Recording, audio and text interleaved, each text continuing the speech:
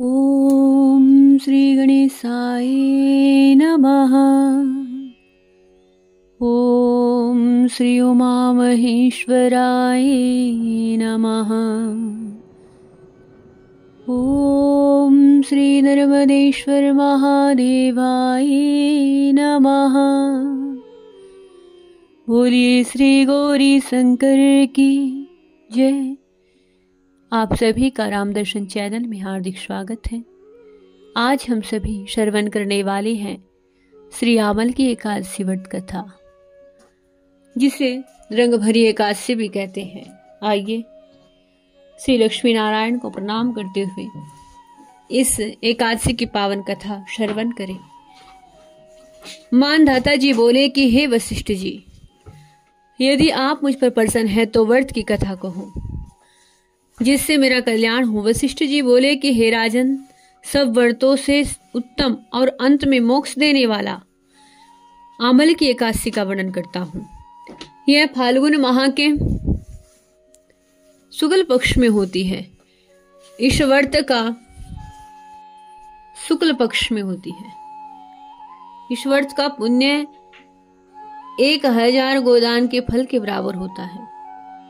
मैं आपसे इसकी एक पौराणिक कथा कहता हूँ। एक वैदिक नामक नगर में ब्राह्मण, वैश्य, क्षत्रिय, शूद्र चारों वर्ण आनंद पूर्वक रहते थे।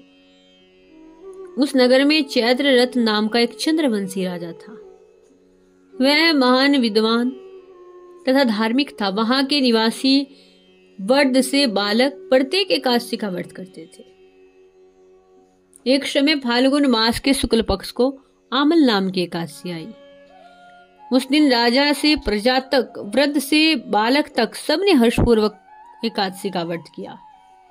राजा अपनी प्रजा के साथ मंदिर में जाकर के पूर्ण कुंभ स्थापित करके तथा धूप, दीप, नैवेद्य, पंचरत्न, छत्र आदि से धात्री का पूजन करके और वे सब धात्री की इस प्रकार स्तुति करने लगे, हे धात्री, तुम ब्रह्म स्वरूप हो, तुम ब्रह्मा जी के द्वारा उत्पन्न हुई हो और सारे पापों को नष्ट कर देने वाली हो।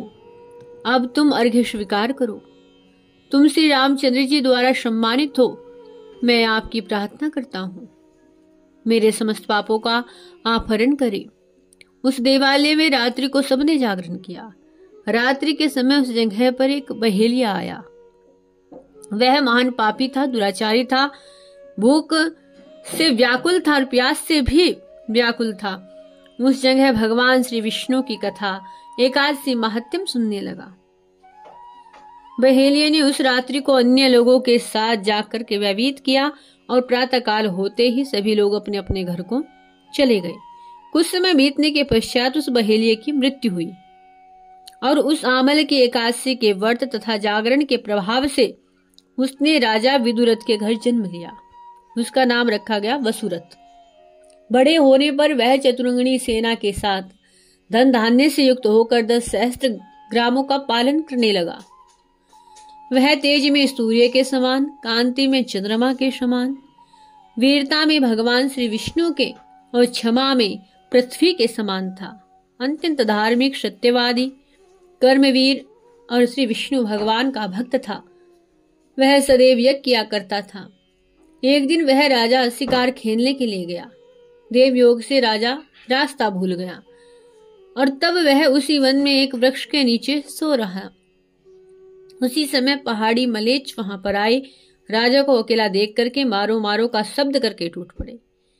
वह मलेच्छ कहने लगे कि इस दुष्ट राजा ने हमारे संबंधियों को मारा है, देश से निकाल दिया है, अतः इसे अवश्य मारना चाहिए।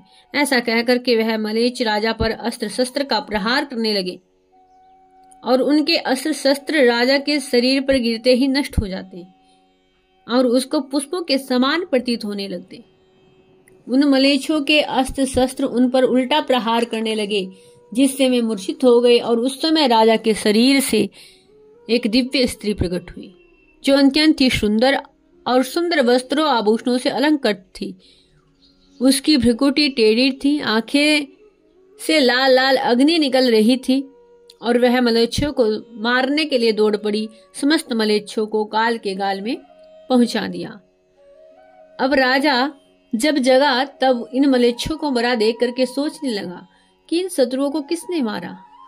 जब वह राजा ऐसा विचार कर रहा था तब आकाशवाणी हुई और कहने लगी, हे राजन, इस संसार में तेरी विष्णु भगवान के अतिरिक्त कौन रक्षा कर सकता है।